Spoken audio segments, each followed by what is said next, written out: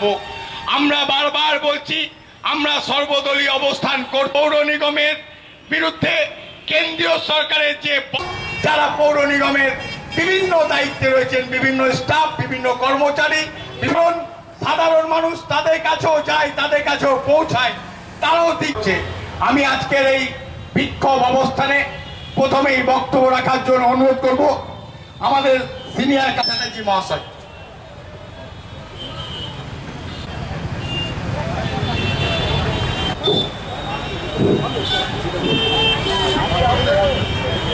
সদ্য কবি মহাশয়, মঞ্চে উপস্থিত যার আহ্বানে আজকের এই ধর্ণা সভা, মঞ্চে উপস্থিত কর্পোরেশনের চেয়ারম্যান এবং আমাদের যে সমস্ত কাউন্সিলর বন্ধুরা এখানে এসছেন এবং আমাদের সহকর্মী ভাই ও বন্ধুরা যারা এসছেন এবং আমাদের এখানে উপস্থিত হয়েছেন, তাদের প্রত্যেককে ধন্যবাদ জানাই। বর্তমান কেন্দ্রীয় সরকার রয়েছেন বিজেপি, তার দিচ্ছেন, বড় বড় কথা বলছেন, ভারতের লাভ নিয়ে এসেছেন, একটা হিসাব আমাদের কাছে, আমরা আপনার কাছে দাবি করছি। আমরা জানি আপনি কিছুই বলতে পারবেন না, তার কারণ আপনারা যে মিথ্যা কথা বলছেন।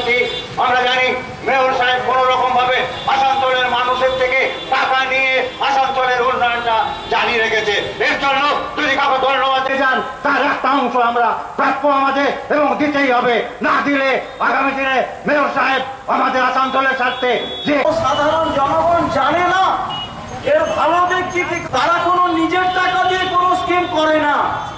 কখনো হচ্ছে যে বিজেপি আগেও ছিল, আবার এবারও এসেছে। জনগণের উপরে যে ক্ষোভটা নেমে এলো সেটা হচ্ছে এটাই, প্রধানমন্ত্রী ছিলেন তখন এই 100 কোটি ভারতবর্ষের দেশের মানুষকে তারা দুবেলা দুমুঠো কিভাবে খেতে পাবে।